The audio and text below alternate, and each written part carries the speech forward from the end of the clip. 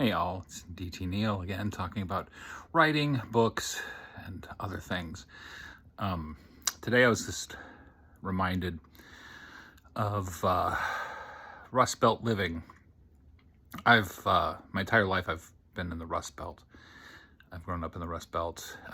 Chicago is in the Rust Belt, even though it's not really a Rust Belt city in the way of, say, Cleveland, Detroit, Buffalo. Places like that, Youngstown,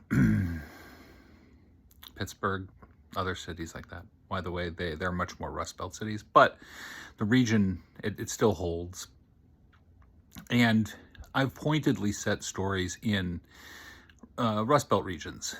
And part of that is a little bit of umbrage because I feel like the coastal bias is very inherent.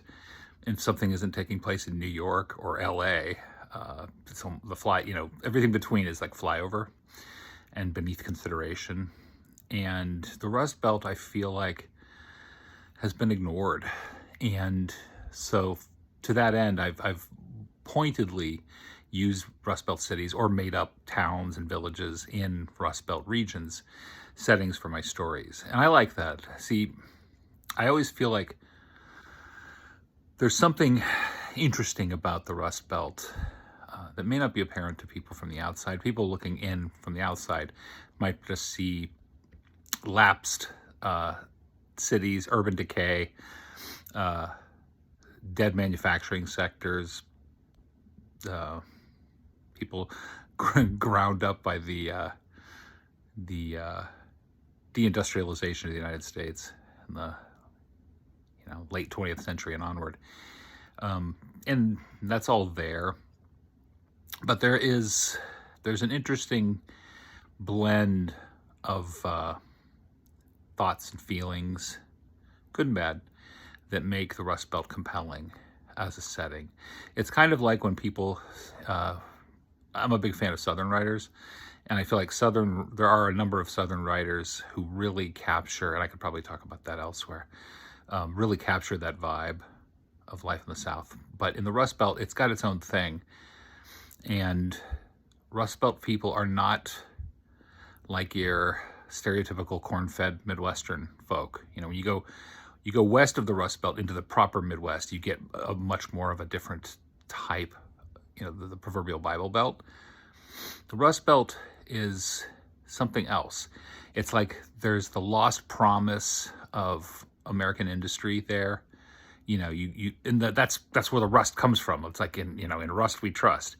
That idea of broken promises, failed dreams, loss, decay, rain, a lot of snow, gloomy, and that all of that informs the character of people who live in the Rust Belt who are familiar with it.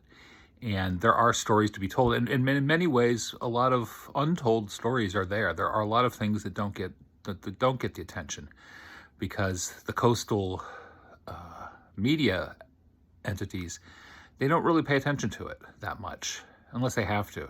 You got a train derailment that's leaking toxic chemicals in East Palestine, for example, and that was in the news because of the novelty and the dread of that disaster. But once it's out of the focus of the media, then it's just like gone. Nobody thinks about it again. But the people who live there certainly think about it. When an automobile plant or a steel mill or something, when they go out of business or take their business elsewhere, there are people who are left behind. And that aspect informs a lot of fiction. It could be literary fiction, it could be horror fiction, it could be any sorts of thing. But those vibes are always present, and I've certainly delved into those. I think last week I was talking a little bit about Chosen, and I made up a town of Ludlow, Pennsylvania, and that broken dream mindset of those kind of towns, of that town of Ludlow in that story. Or in The Cursed Earth, I made a town called Lynchburg, Pennsylvania. That town with kind of it's kind of a company town. It just happens to be, in terms of mushroom production, that's its primary focus. Those aspects really create a character for those kind of Rust Belt towns. And it's, you know it when you see it, and it's haunting. There's a haunting aspect to it, which lends itself to horror fiction. So I'll stop now, but there'll be more for sure.